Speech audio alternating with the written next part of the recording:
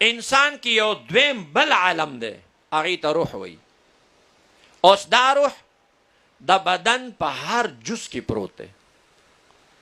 که تا ته چا ووایي چې تا روح بدن کې کوم ځای کې دی، هغه وایي چې ته ټیسټ کوه، نوک کې شته، ویښته کې شته، چمړه کې شته، پټو کې شته، اډوکو کې شته، هر ځای کې روح شته.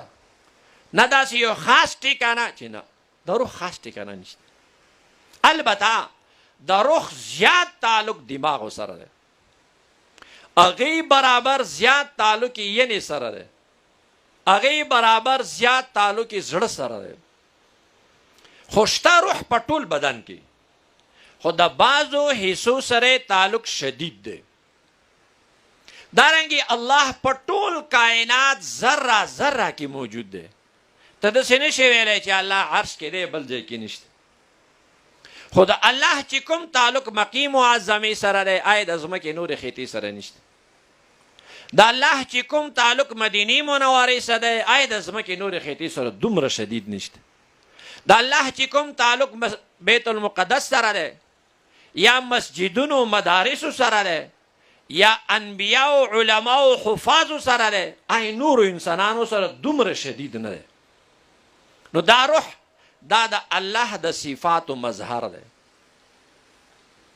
اوس که تا ته چا وي د غاښونه دې سپین ولی دي، او دا د سترګو کسی دې تور ولی دی، دا ویښتو ته دې توروالی څوک ورکوي چې روزانه ته یې کاټ کوي یا بیا کېږي تور دي، او دا د بدن غوښې دې سرې شنې ولی دي، ته به څه وایې چې دې ته دا رنګ روح ورکړی.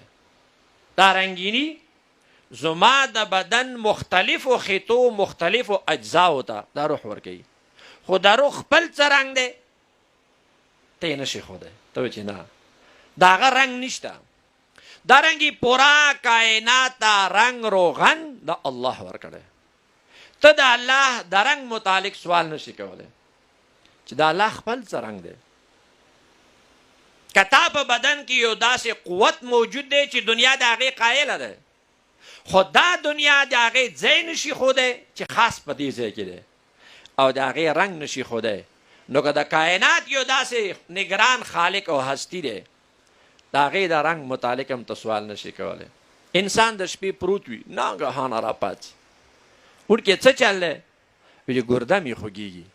دا تا ته چا ووایي؟ ته خو وده وي، په دې ګردې خو کلمې پرتې دي، ینه دی، لری دی، سږي دي، تا ته څه پته ولګېده؟ هغه وایي چې زما بدن باندې روح دی، هغه د بدن په هره پرزه 360 جوړونو داسې علمي محیط دی، داسې گهره نظر دی چې زما بدن کومې پرزې کې فرق راشي ما ته اطلاع راکړي چې پاسه د ځان غم کوه. دې پورې چې دی کله په سیډ اوړي نو ځان باندې لمن راواړوي.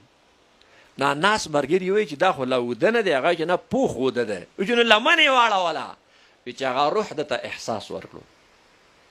دې پورې که مچرې د پښې په کچه ګوته وچیچي، بیا دی ازې وګرئ لاړې راواخلي او په وسولوي. ملګري ورته وایي دا خو ویښ دی چې نه دی ویښ.